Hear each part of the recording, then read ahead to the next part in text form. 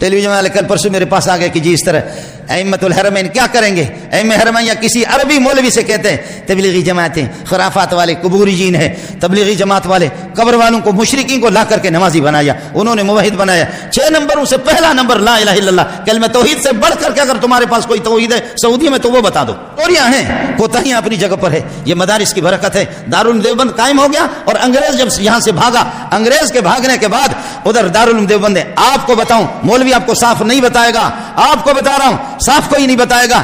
آج افغانستان وہ بھی دارالعلوم دیوبند کی شاخ ہے. سب کو سبحان اللہ. کوئی بھی نہیں ہے وہ صلاۃ وسلام یا رسول اللہ والے بھی نہیں ہے.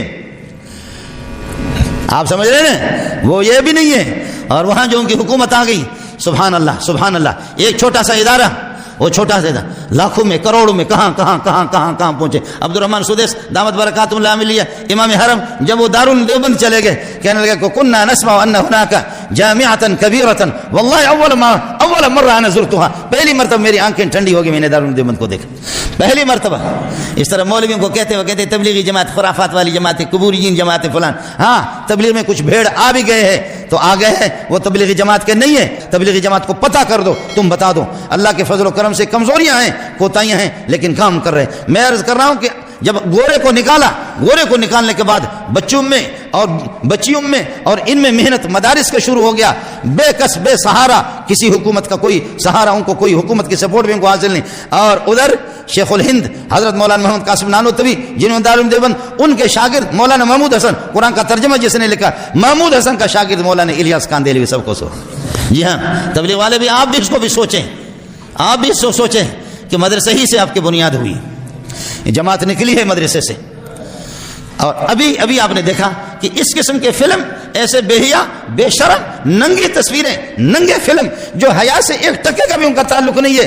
حیا دار کچھ ممالک نے ان کی اجازت نہیں دی. ہمارے ملک میں یہ فلم نہیں چلے گا. سعودیہ نے، اس نے بن سلمان نے، میں محمد بن سلمان کہتے ہوئے میرے دماغ پہ ہو جاتا ہے، محمد بن سلمان نہیں کہتا، بن سلمان کہتا ہوں. محمد پر محمد کا نام جب آتا ہے دل و دماغ روشن ہو جاتے ہیں. تمہارے نام محمد کس نے رکھا ہے؟ میرے پاس وقت نہیں آپ کو بتا. خدا کی قسم لاکھوں اور کروڑوں بے نمازی، چور، ڈاکو اور قاتل ایک ایک کر کے اپنے علاقے کے سردار بہت سے جانتا ہوں. میرے ملک کا سردار جو کئی لوگوں کے قاتل ہی قاتل، مجھے ٹیلی فون کیا مولی منظور آپ سے ملنا چاہ رہا. میں حیران ہو گیا کہ سردار مردار مجھ سے ملے.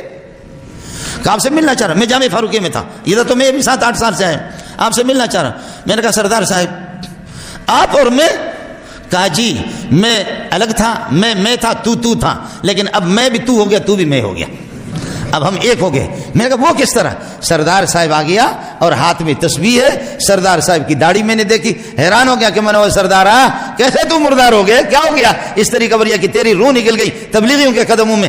کہنے لگے کہ بس میں نے ایک ان کے سیروزہ ان کے پاس نکلا، ایک بیان سنا، اس کے بعد انہوں نے چلے میں مجھے منتقل کر دیا. چلے میں پھر ظالموں نے کہا کہ یہ سرداروں کے دماغ میں غرور ہوتا ہے، کھانا کھانے کے بعد کہتے برتن اسے دھلوا دو تاکہ غرور ٹھیک ہو جائے. کتنے قاتل، کتنے زانی، کتنے شرابی آپ کے معاشرے میں ان لوگوں سے میں ملا ہوں جس نے 200 250 قتل کیے. ضیاء الحق پنک اس کی گرفت نہ کر سکے، بھٹو مرحوم گرفت نہ کر سکے، اور اللہ آپ کا بھلا کریے کہ بعد میں بے نظیر اور نواز شریف اور پھر وہ دوسرا ایک مشرف پتہ نہیں کیا، کوئی بھی اس کی گرفت نہ کر سکا. لیکن تبلیغ والوں نے اس کو قید کر لیا. تبلیغ والوں میں سیروزہ گیا، ہفتہ گیا، پھر چلے میں گیا. چلے کے بعد آ کر کے چلے کے بعد آ گیا اس نے مانسرے کے اندر، میں خود ملا ہوں ان سے، مانسرے میں آ کر کے کہنے لگے، آ کر کے اعلان کیا لوگوں جن کا میں قتل کر چکا ہوں، جن کا قتل کر چکا ہوں، سارے کے سارے آ جاؤ. میں چوک پہ کھڑا ہو جاتا ہوں، اپنے ہاتھ میں کلاشنکوف لے لو، ایک ایک گولی مجھے مار دو کہ اب میں خدا کی بارگاہ میں نہیں جا سکتا، کیسے اللہ کو منہ دکھاؤں گا؟ میں نے بہت سے قتل کیے. جس وقت میں ڈاکو تھا یہ ڈاکو میری پشت پناہی کر رہے تھے، تمہارے ملک کے سربراہان مجھے گرفتار نہیں کر سکے. اب تبلیغیوں نے مجھے گرفتار کیا، مجھے اللہ سے ملایا. اب میں چوراہے پہ کھڑا ہوتا ہوں، کوئی بھائی ہے، کوئی ابا ہے، کوئی چچا ہے، اپنے دل ٹھنڈا کرنے کے لیے ایک ایک گولی مجھے مار دو. جب اس نے اپنے آپ کو تھانے میں جا کر کے اپنے آپ کو خود پیش کیا، جماعت سے ہو کر کے تھانے میں خود اپنے آپ کو پیش کیا، کہا تھانے کو اعلان کرو.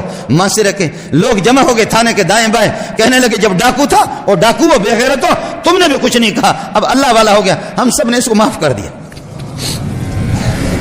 اب یہ اللہ کمزوریاں ہیں، کوتاہیاں بھی ہیں، آپ کے علم میں لانا چاہتا ہوں یہ خبر ہے غلط، اور اگر غلط نہیں ہے صحیح خبر ہے تو ان اماموں کی بھی مجبوری ہے، اور کچھ لوگوں نے ان سے کہلوایا ہے۔ تبلیغی جماعت کی اپنی خدمات ہے، اللہ کے فضل و کرم سے میں اختلاف ہوتا ہے، آپ کو اختلاف ہوگا کسی مسئلے میں۔ میرے شیخ نے ایک جملہ کہا ہے، حضرت رئیس المحدثین جو تقی صاحب کے بھی استاد ہے، مفتی نظام الدین کے بھی استاد ہے، میرے جیسے ہزاروں مولویوں کے استاد ہے، شیخ الحدیث مولانا سلیم اللہ خان رحمۃ اللہ علیہ، فرمایا خیرہم غالب علی شرہم، خیرہم غالب علی شرہم، تبلیغی جماعت کی بھلائیاں اور نیکیاں ان کی برائیوں پہ غالب ہے۔ خبردار مخالفت نہیں کرنا، تعاون کر سکتے ہو کرو، نہیں کرو مخالفت نہ کرنا، ورنہ ایمان کی نعمت چھل جائے گی۔